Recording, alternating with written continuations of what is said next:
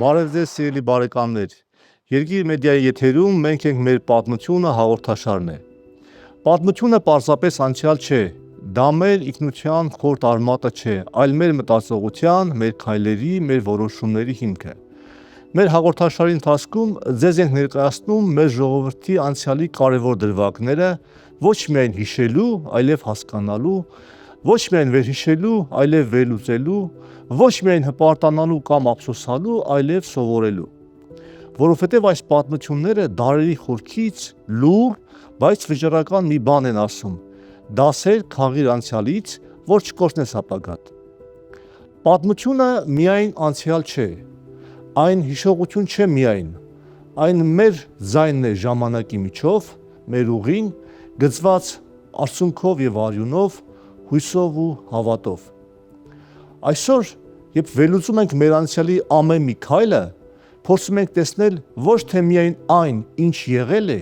այլև ինչ կարող է լինել, եթե դասեր քաղեինք անցյալից։ Մենք ենք մեր պատմությունը հաղորդաշարը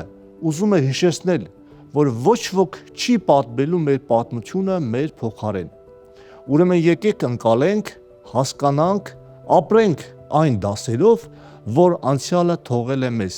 որպես հիշեցում, որպես զգուշացում և որպես հույս։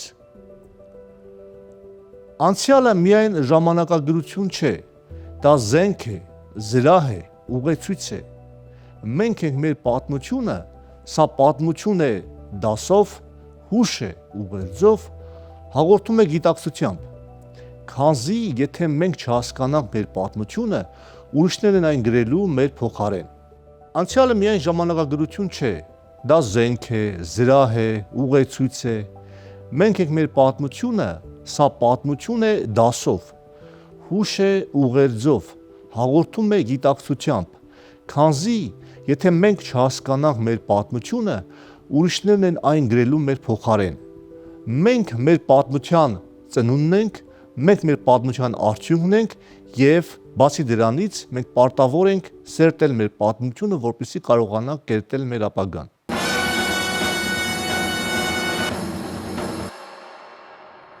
Մեր այսօրվա թողարկումը նվիրված է մեր պատմության ցավալի, բայց շրջադարձային էջերից մեկին։ 1920 թվականի աշնանը տեղի ունեցած թուրք-հայկական պատերազմի ժամանակ Կարսի անկմանը, երբ Հայաստանի առաջին հանրապետությունը կորցրեց իր կարևորագույն հենակետերից մեկը և կանգնեց աննախադեպ սպառնալիքների առաջ։ Ինչպես տեղի ունեցավ այս պարտությունը, ինչու հնարավոր չեղավ կասեցնել թուրքական առաջխաղացումը և ամենակարևորը, ինչ դասեր պիտի քաղենք այդ ողբերգությունից։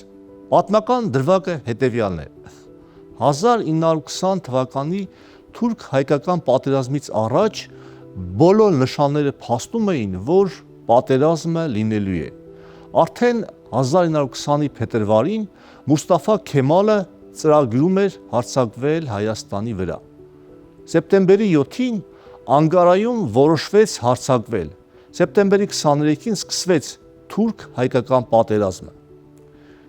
Թուրքական կողմի հիմնական ուժը Քազիմ Կարաբեքիրի գլխավորությամբ ուներ 30,000 զինվոր։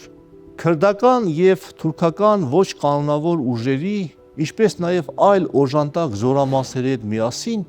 արևելյան ռազմաճակատում կենտրոնացվել էր շուրջ 50,000 մարդ։ Հայկական բանակը ուներ միայն 25,000 կանոնավոր զինվոր։ Հայկական ուժերը ցրված էին տարբեր ճակատներում։ Պատերազմի սկզբում թուրքերը սրընթաց գրավեցին Սարիղամիշը, Կաղզվանը, Մերդենեկը։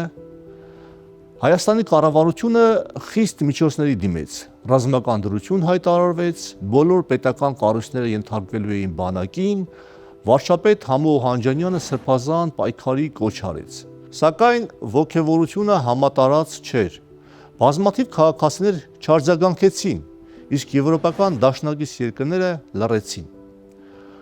Հոկտեմբերի վերջին Սուրմալուի ճակատում հայկական զորքերը Դրոյի գլխավորությամբ մեծ սխրագներ գործեցին։ Կուրո Թարխանյանի նման քաջերը կարողացան կանխել թուրքերի առաջխաղացումը։ Այս ճակատը մնաց անխախտ։ Բայց Կարսում իրավիճակն այլ էր, խառնաշփոթ էր, վատ կազմակերպված պաշտպանություն, զորքի եւ հրամանատարության միջև անվստահություն, թեև որոշ հակագրոհներ եղան, թուրքերը այնուամենայնիվ հոկտեմբերի 30-ին գրավեցին Կարսը, 3000 հայ զինվոր գերին գավ, հազարավոր խաղաղ քաղաքացիներ վայրագությունների զոհ դարձան, Հայաստանն առաջարկեց զինադադար, բայց Թուրքիան կապիտուլյացիա էր պահանջում, պատերազմը ավարտվեց Հայաստանի ծանր պարտությամբ, որոնք էին Կարսի անկման դասերը։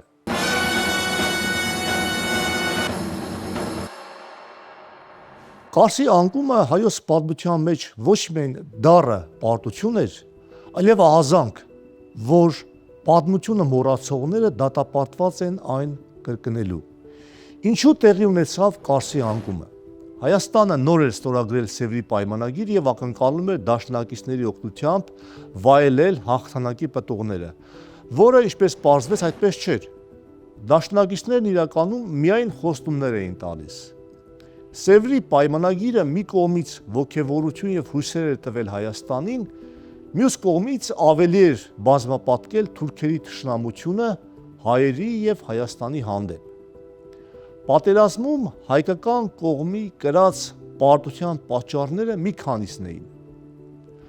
Բանակում մեծ տեղ էր գտել դասալքությունը, որի հիմնական պատճառը բոլշևիկյան հակապետական քարոզչությունն էր։ Դեռ թուրք-հայկական պատերազմը չսկսված, հայ բոլշևիկների քայքայիչ գործունեությունը լայն տարածում էր գտել բանակում, իսկ պատերազմի օրերին նրանց ակտիվությունը հասավ գագաթնակետին։ Բոլշևիկյան քարոզչության հիմնական թեզն այն էր, թե իբր Հայաստանը միջազգային իմպերիալիզմի գործակալ է եւ սեփական երկրի պարտությունը կբերի հայ եւ թուրք ժողովուրդների եղբայրացման։ Հայ բոլշևիկների բաժանած թռուցիկների բովանդակության համաձայն թուրքական բանակն իբր ազատություն էր բերելու հայ աշխատավորին։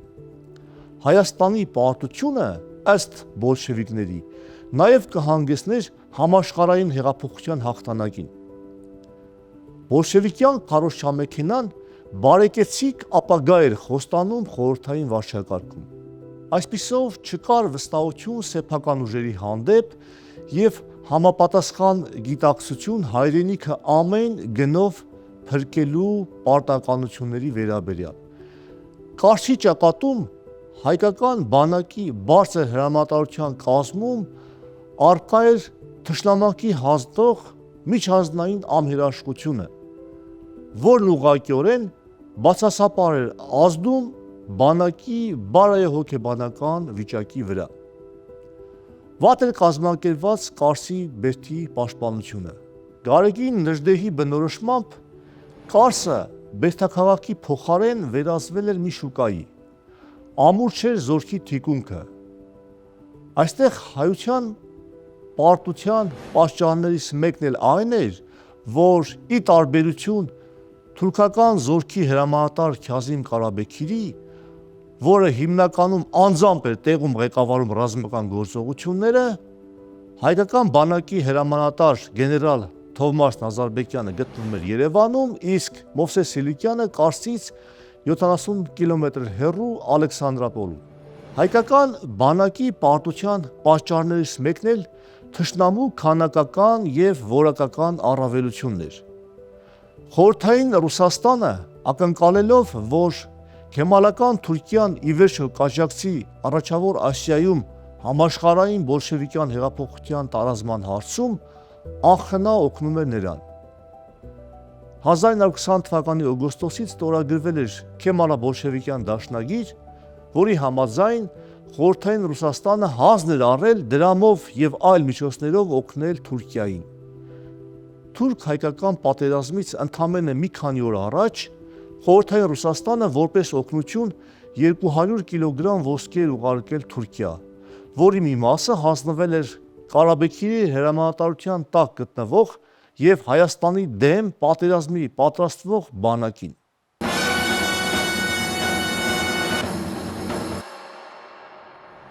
Եվ այսպես, որն է ներկայացված թեմայի դասը։ Հայրենիքը չի պաշտպանվում միայն զենքով, այլ նաև ոգով։ Երբ ժողովուրդը չի գիտակցում պահի կարևորությունը,